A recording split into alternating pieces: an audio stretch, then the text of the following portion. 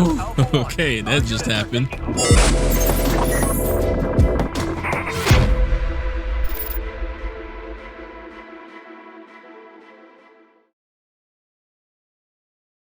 World War III has finally gone free to play. A lot of you guys have been so asking much delay. so much On the delay. I think a lot of Open beta beta release. I was silence silent. behind There was a the lot of beta. starting. Can I be completely honest with you? World War III has been going through some major downs in the past 24 hours, and I don't know how I should feel about it. I mean, on one hand, it's a great game when it works, and the gameplay and optimization is the best it's ever been. In fact, the gunfights, the flow of the maps are like the best parts of the game. But on the other hand, the server issues, the matchmaking, the downloads all take away from what I think is the best part of the game. But what do I think needs to happen?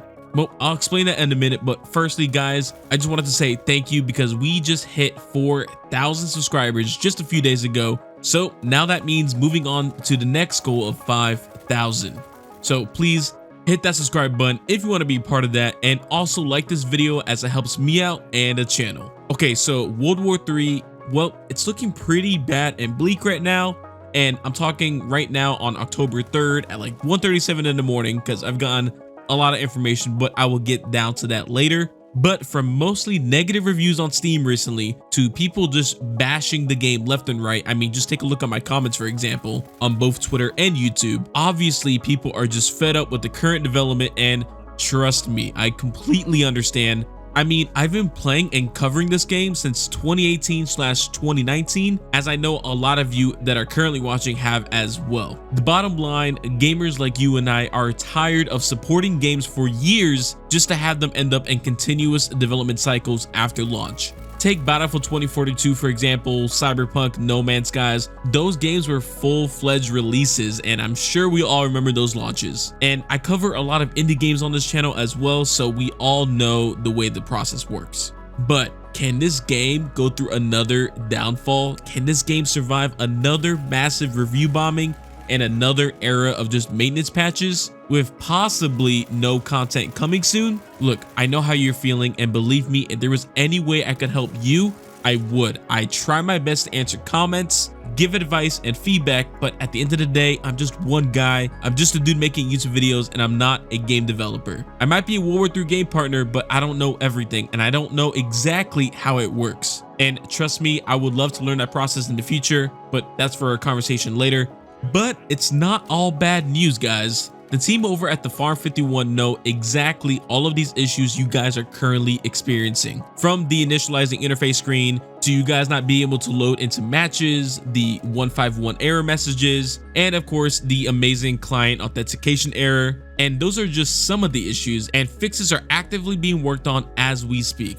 So I need you just to be a bit more patient, and I know how hard it is to hear that for some of you especially. And after all of this, I still think this game has potential, like major potential. And I realized this game even had even more potential than I initially thought. I thought when the open beta was announced, I thought originally this game would have reached a max player count of maybe 4 to 5K players, but I guess I was way off. This game hit over 11,000 players. It broke its all-time peak, and it stayed hovering around 10K for a pretty long time actually, eventually even beating Battlefield 2042 on Steam as well for a solid few hours. But then of course the servers kept messing up, the matchmaking errors prevented players from actually getting into lobbies, and the player count dropped to around 6 to 4K every now and then, which again is still a bit higher than my initial predictions. But of course, there's still a lot of work to do. But just to add some more good news, well, it seems as if the investors relations page on the farm51.com, when translated to English, well, it looks like that having a huge influx of players due to the open beta test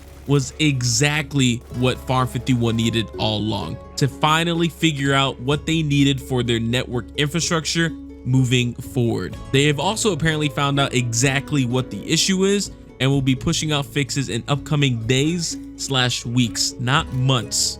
Then once that is fixed, a slew of new content, including new maps, weapons, the battle pass, and quote-unquote many others will be coming, plus a large push for marketing. While this is all great news, we will just have to wait and see. And while the Farm 51 can tell us this, let's see if they can actually show us this. Look, I wanted to thank you guys for making it this far into the video, and if you did enjoy this video, then please hit that like button and let's have some nice, decent conversations down below, guys, as I do try to read all of them. Guys, I hope you have a great rest of your day, and I will see you in the next one. Peace.